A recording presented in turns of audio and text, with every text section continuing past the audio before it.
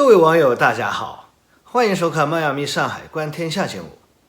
今天是2020年10月26号啊。今天我要跟大家说什么呢？那大家都知道11月3号是美国那个总统大选那个出结果的日子，对吧？那全世界的眼球都被那个美国的总统大选给吸引过去了。那么谁将赢得大选？都是一个悬念，悬念非常深，对吧？那么现在目前为止呢，那个川普的民调啊是大幅度那个落后那个拜登，对吧？那么我今天就给大家来分析一下啊，那个川普如果输了啊，如果照那个民调有时候会不准确，但是这个现在的两人差距非常大，不是差有2-3个百分点，有些州差好10几个百分点，对吧？那那个川普如果输了，那他有什么办法啊？他肯定做梦都想连任总统啊，对吧？那使尽吃奶的力气，那他用什么办法来想办法去连任，对吧？我今天就跟各位老铁分析一下。选项一通过战争，那个川普可以通过那个出兵协防台湾，对吧？来无限期延长美国总统大选，因为那个至少呢可以拖延60天时间啊。无限期是说，但是呢，它是从那个法律条文上说，它至少可以拖延60天。那个在1973年11月美国通过的呢战争权利法，美国总统得到了部分的军权啊。这一法案规定美国国会授权那个或宣战前那个总统原则上不得派遣武装力量进入海外战场，但是如果是在美国的领土、财产或美国军队受到威胁而出现紧急状态的时候，美国总统是可以在国会批准那个授权那个派遣军队到海湾实施军事行动美国总统是有权利的就是那个先斩后奏有这个权利先斩后奏。美国总统必须在采取这样的军事行动的48小时之内通知国会那个同时呢必须向国会追认那个授权那个如果总统没有得到国会的追认授权，那么美国的武装力量不得在海外驻军超过60天，另外再加30天的撤离时限，对吧？那么一共90天1个半月90天3个月了，对吧？那现在就很清楚了，对吧？只要美军在海外军事行动不超过60天，再加3天就是90天，那么总统就可以不经过国会的同意，就可以采取军事行动，对吧？可以直接调动特种部队注意总统有权调动的部队不仅限于那个海军陆战队，因为很多人有这个误区，就说美国海军陆战队受美国总统直接调遣，其他军队要有国会授权才能调动，不对的。海军、陆军、空军、特种部队，包括海军陆战队，美国总统都有权利调动可以先斩后奏不过呢，美国总统也只有这60天的权限那个关键是什么？国会就可以把那个军费卡住，国会有那个财政年对吧？卡军费。那现在战争每天的物资消耗量都是天文数字你看看第2次伊拉克战争就知道，对吧？美军这战争直接花费一个6000多亿美刀那伤亡军人的抚恤还没算不得了要1万多亿了，是吧？所以如果美国总统得不到国会的那个战争授权国会不批那个军费，没法打仗了，这个仗没法打，对吧？那么看今天10月26号，对吧？那个10月26号到11月5号的一场名为锐剑的美日联合军演已经开始了。那原计划是5万人左右的那个军演那个规模。据说据我那个消息说现在这个规模联合军演规模只有1万多人1万多人，一下子少了那个3万多，将近4万人，对吧？我估计主要什么呢？全世界各国的疫情蔓延控制不住，对吧？美军内部也有好几千人感染了新冠了再加上美国现在什么经济停止那个美国政府焦头了那个顾得了头顾不了地地主家也没余粮，没钱美国没钱，你知道吧？对吧？那么结合前几天习近平那个带头高调纪念抗美援朝胜利70周年，对吧？颂扬伟大的抗美援朝精神。那个他说的话非常强硬，对吧？我不再复述了，对吧？就是用他们听得懂的语言来警告川普政府别胡来别那个战争冒险，对吧？否则就是迎头痛击就迎头痛击，都准备好了我们什么都准备好了对吧？我跟你讲，美国现在输不起任何一场战争啊，任何一场那个大规模、中规模啊，那个中等规模的以上的中等规模以上的战争，它都输不起了啊！一输全完蛋啊！一输就崩溃，美帝国崩溃了啊！国家都要分裂，我告诉你啊，那个所以我跟你讲，我这个选项一啊，他通过武力干涉来大陆解放台湾，来作为那个战时总统来延长那个大选啊，这个可能性我估计不是很大了啊，但作为一个选项，对吧？那还有7天呢，今天26号离11月3号还有7天呢，对吧？今天26号，那个军演还在我们那个南海那边是吧？还在军演啊，那个你不能完全那个说没有可能，也有可能，对吧？好，选项2啊，选项2，那个他会什么煽动极端组织，造成那个美国的宪政危机啊，趁乱夺权。那以川普这4年来一贯的言行啊。那他的性格还有他的行事作风啊，如果大选计票结果对他不利，他肯定不会轻易认输的。我跟你讲，估计他会宣称邮寄选票那个被篡改了，被作弊了啊，部分州的选票有舞弊行为等等，要求什么重新投票啊，不承认大选失败啊，不承认赖在白宫不走了。然后呢，他会上诉到那个最高法院，要求那个最高法院的大法官那个投票裁决。那最高法院现在是共和党6票，6个共和党3个那个民主党，对吧？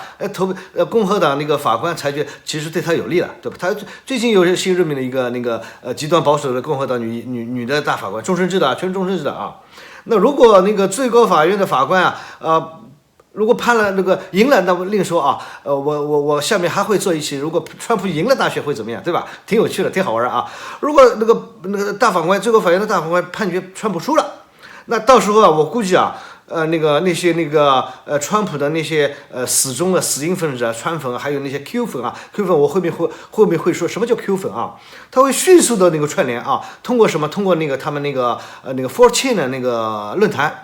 社区论坛有一个论坛啊，武装暴动，他们会公然发动武装暴动。我跟你讲，发动武装革命啊，他们所说的武装革命来推翻最高法院的裁决，拥立川普成为新一任的美国总统啊，那就造成了事实上造成美国建国以来最严重的宪政危机。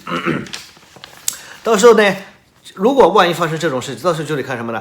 就得看美国的那些国会的参众两院的政客们啊，还有军方还有什么那个强力部门，比如那个 FBI 那个 NSA 那个国家安全局还有国土安全部等等那个强力部门，他们都是刀把子，对吧？他支持谁了？他们那帮人支持谁了，对吧？那国会、军方、强力部门里面肯定会有一部分。那他们也分派别的，对吧？他支持川粉支持那个川普，或者支持那个 Q 粉那当然也有一部分就是坚决反对川普的，那就是内部矛盾了，对吧？他们现在就是那个族群对立那个党派对立非常严重，我跟你讲，就像仇敌一样对吧？哎呀。那这是美国那个国内的那个极左组织、极左的极端组织，比如说那个安提法，就是那带领发动那个黑命贵那个打砸抢烧那个运动，就是那个安提法，对吧？那个我以后会说下面一句会说安提法，还有那个骄傲男孩 Proud Boy， 对吧？他们会发动武装暴动他们都有枪对吧？经常定期的参加那个军事训练那个军事技能非常好他会互相攻击会就像上次那个上个月吧，还前2周不是有一个17岁的美国那个男孩就在街上，对吧？黑名贵运动区搞打砸抢烧，他就拿了把那个AR-15 AR-14888打死一个，打伤一个，还是打伤2个我忘了，对吧？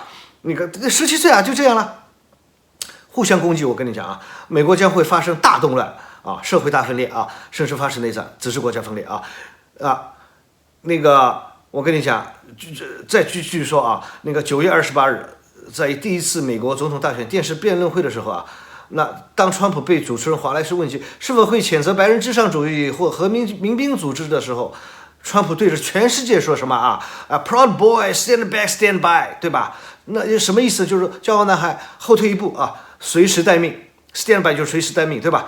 那随时待命干嘛呢？干嘛？等川普的命令等待川普的命令。我跟你讲，我现在就简单介绍一下这个骄傲男孩这个组织在美国的来龙去脉骄傲组织 Proud Boy 是成立2016年新成立没几年，对吧？全部成员都是无条件支持川普上台的铁杆粉丝死忠。就是做那个川普的铁杆那个拥趸啊，死忠，对吧？该组织全部的成员都是白人男性，美国西部的那个些狂野的、狂热的啊，那个白人呢，对外宣称什么都，他们是这个西方沙文主义和所谓的 patriot 爱国者，他们都是爱国者，自称都是爱国者啊。他们他们的这个所作所为的被那些反对他们的人称为什么呢？那从上暴力的、煽动仇恨的右翼极端组织啊。该组织集中了白人至上主义者中的死硬分子啊，和极端的反政府主义者，和无政府主义者和极端的反社会人士。2016年成立以来，该组织里面已经有多名成员因为暴力事件被法庭定罪啊，包括数起针对有色人种的种族屠杀案件啊，杀了8、9个人一下子啊，这些层出不穷的那个暴力犯罪案件，使得 FBI 联邦调查局在2018年年底啊，把该组织定性为本土恐怖组织，并予取缔，就是宣布为非法组织要抓的，对吧？然后呢，同时那个社交媒体啊，脸书啊，那个 Facebook、Twitter 啊，把成千上万的那些骄傲男孩成员的账号给关了啊，封了，把账号删了，对吧？用来阻止该组织那个成员通过社交平台来传播极端思想。但是他没关系，他们在另一个叫那个 Q Anonymous， 就是匿名者 Q 啊，就我前面说的 Q 粉，对吧？匿名者 Q 那个阴谋论组织啊，所谓那个匿名者 Q 啊，就是阴谋论啊组织所控制的一个叫 4chan 的论坛，他发帖啊，就像我们那个过去那是那个天涯论坛什么论坛发帖子，里面还有视频，对吧？发帖交流。Q 组织的支持者俗称 Q 粉啊 ，Q 粉们认为美国已经被影子政府叫那个 Deep State 啊，也就是他们称作为那个影子政府，被他们叫做什么呢？被 Q 粉称作什么？一帮那个恋童癖的达官权贵的集团所控制了啊。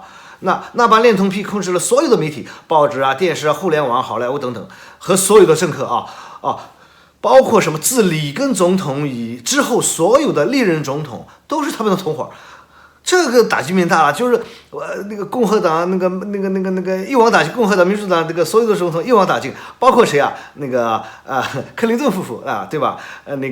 还有那个奥巴马夫妇啊，还有那个金融大索罗斯，都被他们那些大佬啊，政商界的大佬、金融界的都被他们称作那个恋童癖啊，那个权贵集团，对吧？要那个造反，要打倒他们，你知道吧？说他们什么呢？崇尚撒旦魔鬼，对吧？崇尚撒旦魔鬼，都是恋童癖啊。我打个比方，比如那个前期那个亿万富翁啊，叫那个爱泼斯坦，对，就是那个皮条客为那帮达官显贵的恋童癖提供未成年少女，甚至婴幼儿的女性，以供他们淫乐，你知道吧？结果你看这个爱泼斯坦死在狱中，是被灭口死的，还被里面的有正义感的那些人打死的，不知道了啊，不知道。不过那个恋童这个罪名进了美国监狱，下场很惨的，就是那个捡肥皂嘛，叫你低头洗澡的时候低头捡肥皂那种待遇啊，天天发生，我跟你讲啊，笑死人了。那个川普公开数次宣称要把那帮恋童癖的影子政府成员啊送进监狱。Q 粉们相信那只有川普才能阻止他们，打倒他们那帮恋童癖、那帮影子政府成员啊。同时，川粉在推特上转发过200多条Q 粉成员的推文转发，对吧？公开演讲的时候多处打出那个手势 Q 啊，那个 Q 的手势啊，多次说出17这个词。因为 Q 是26个英文字母里面第17个字母，你知道吧？它暗示，你知道吧？QQ， 他有时候甚至故意说错，就是暗示那帮 Q 粉啊，我是你们一伙的，你知道不？就这样煽动。川普的这些言行啊，就更助长了那个 Q 组织的这个阴谋论在网上的那个流行和传播啊，越来越多的美国白人相信了这套阴谋论，你知道吧？就是我认为这个 Q 组织更类似于是一种邪教组织。美国崇尚所谓的言论自由啊，美国崇尚言论自由啊，什么都能说，没人管。那帮极端主义言论没人管。那越来越多的白人，底层白人，他日子难过啊，没有希望，没信心啊，对吧？新冠疫情啊，什么失业了怎么样啊？被洗脑，被相信了他们这套说辞，你知道，使得该组织的成员日益膨胀，越来越做大了，你知道吧？据骄傲男孩啊，前段时间有看过一视频。有人去采访那个焦安南某一个大概我估计中高层的成员啊，那个拍的视频，他公开宣称什么？说如果川普在这次大选如果输了没有连任的话，他保证啊 guarantee 你知道吧？我们将会组织暴动啊，美国将发生内战，就这样说的。我靠！他们自认为我们是川普的 warriors， 是川普的战士啊，号召 Q 粉们拿起武器、拿起枪，成为爱国者。他们自称都是爱国的，你知道吧？他爱什么国？爱白人的国，对吧？这个美国是白人的啊，你们有色人种，其他人全国滚蛋啊 ！Q 组织在美国现在已经做大了，成气候了，已经从一个边缘的那个这种说极端的小组织，没人关注那些，开始登堂入室的这个步入那个主流社会了。我讲步入政界了啊！比如前白宫安全顾问弗林就是一个 Q 粉啊，目前至少有20位国会议员的候选人都是 Q 粉，公开支持那个弗林啊。另外那个佐治亚州的那个共和党女议员啊候选人格林也是 Q 粉，并且已经赢得了初选啊。川普公开在电视上那个表达对那个格林的那个祝贺啊，并感谢啊众多 Q 粉们对他的爱戴，并表示很乐意去拯救世界啊，他很乐意啊，对吧？I'm glad to save the world 啊，川普的言行使得众多 Q 粉们认为川普是他们的首领，是他们一伙的，他们领袖啊。川粉们认为新冠疫情就是一个谎言，对吧？但是由影子政府里面的那帮脸通屁所控制的媒体来欺骗那个他们普通的那个底层大众的，然后他们相信那帮人啊，他要试图那个谋害川普，目的是什么？让他们那帮脸通屁脱罪啊！川普不是说要把他们所有的人那个送进监狱呢，起诉他们脱罪啊。Q 粉还认为什么？川普是什么天选之人天选之子，对吧？他不是天子吗？不是山寨中国的天子吗？中国人玩了几千年的天子啊，对吧？君权神授，他那个总统权神授，是吧？对吧？总统权，不是神，总统权那个上帝授，对吧？这笑死人了啊！但是上帝，他们Q 粉认为是上帝把川普派到美国啊，是去代表美国人民和那帮影子政府的那个恋童癖斗争，是来拯救美国、拯救世界、救民于水火之中。他们要拼了老命啊，不牺牲自己的生命去保卫川普，对吧？来共同参与这场伟大的革命。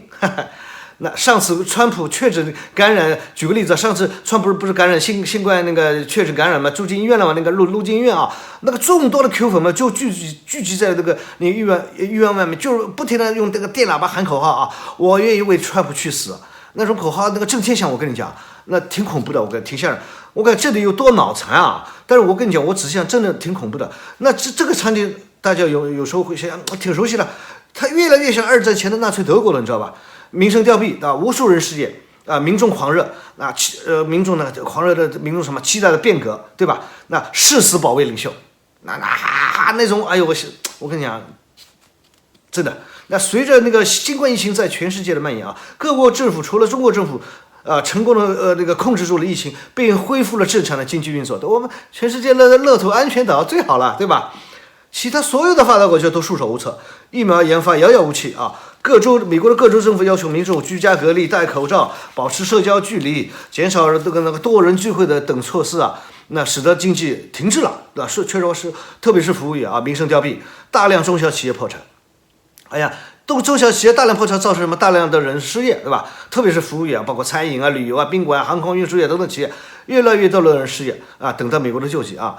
美国政府啊，虽然那个 QE 了啊，就是多印了钞票3.3万亿美元啊，来给那个民众发那个所谓的纾困金啊。从4月5号开始，每人发1200块美刀，一家最多3400块美刀，但是那是一次性的，没有每个月发，就发一次完了，对吧？据统计，34%的美国人没有1分钱成本，就是靠打零工，就是他们叫 wage， 不是叫 salary， 对吧？拿了钱就花，然后刷信用卡刷，然后这个月还上个月的钱，就很多人过这种日子。不是我们去年还是好像去年不是中国网上传那个段子说，美国人60%的美国人拿不出400美元，真的是那么回事啊？我在美国待了好多年，他们那帮人，我跟你讲，穷人多啊。有钱人是很有钱，但是跟你没什么1毛钱关系，你知道吧？住了那个富人去那个什么岛上，佛罗里达那个什么岛，跟你什么关系啊？对吧？那大部分人都穷人，都是眼吃饱粮，都这样。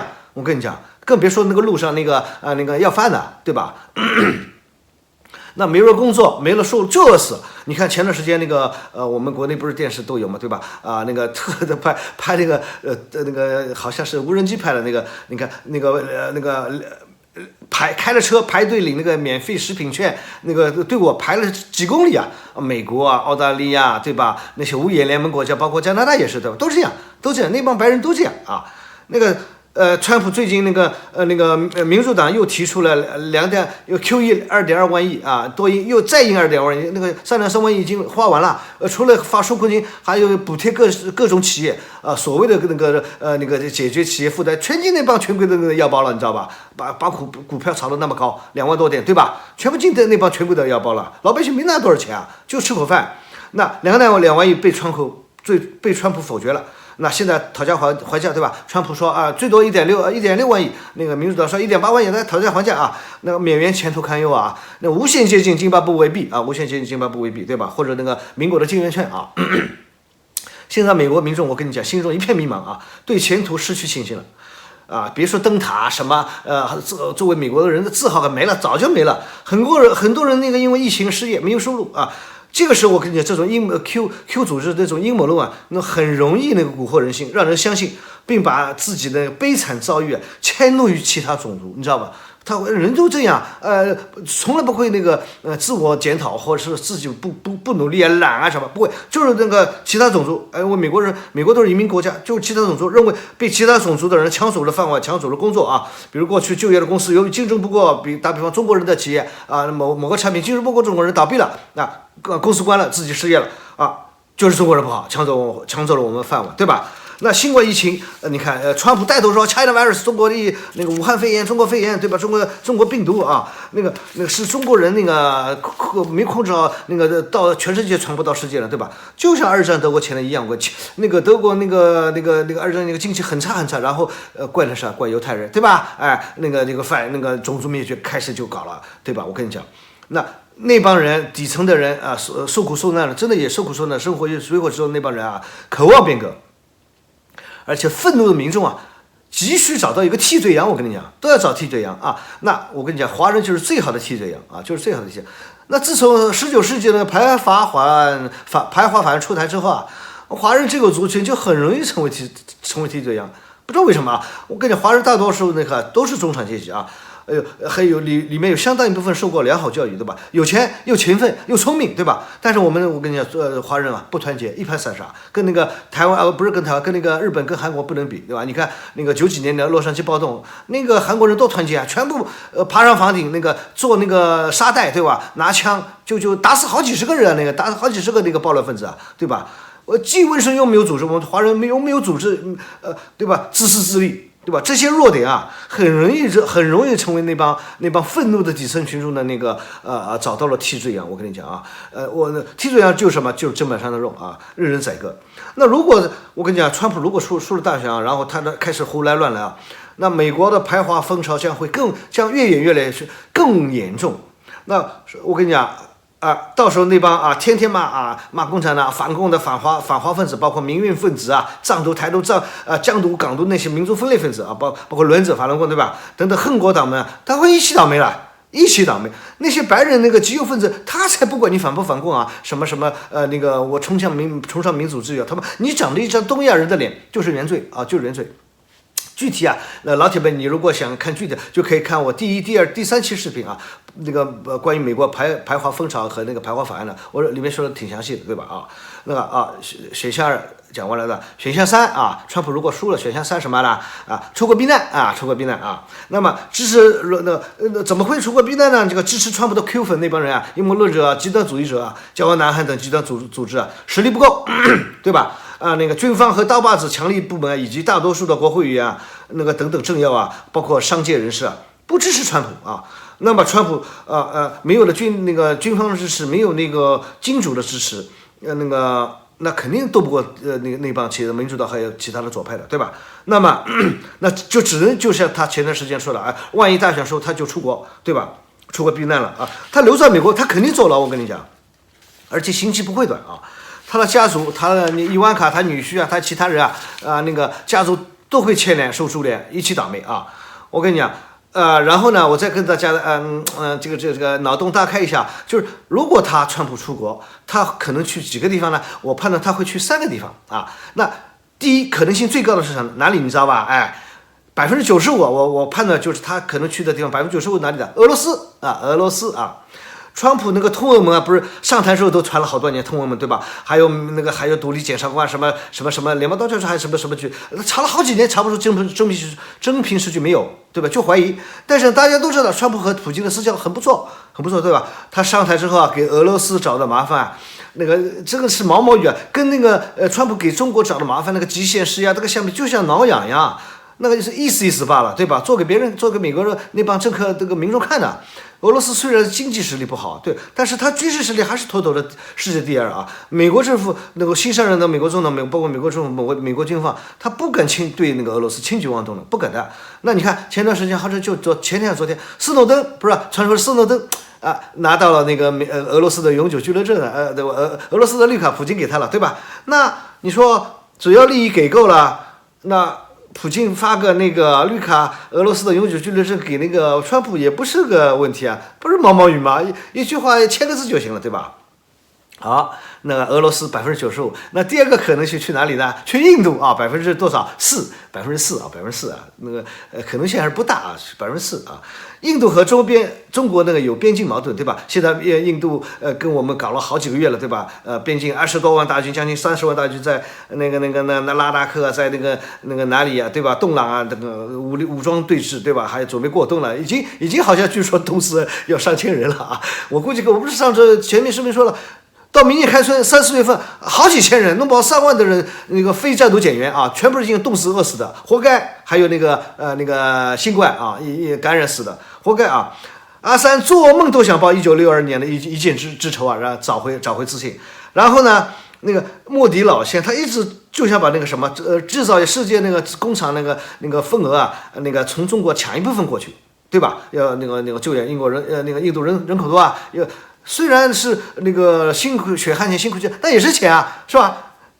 前段时间不是还有个印度的某个川粉啊，为川普大选为这个川普祈祷啊，大选胜利，猝死啊，是新冠染病死了，还是一下太激动了，练功了，走火入魔了，死了不知道，对吧？猝死，你看对吧？我跟你讲，印度川普的川粉啊，超级多啊！我跟你讲，所以我跟你讲，莫迪老先自己也是川粉，你知道吗？你看上次前2年还是哪年，川普去印度访问了，哎呀，莫迪抱着川粉亲热的样子，我跟你讲，哎呀，真恶心死了。所以我跟你讲，也有这个去印度的避难也有可能，但是这个可能性不高啊，4%。第3个国家还有哪里啊？去以色列啊，以色列的可能性不高，最低是1%，为什么呢？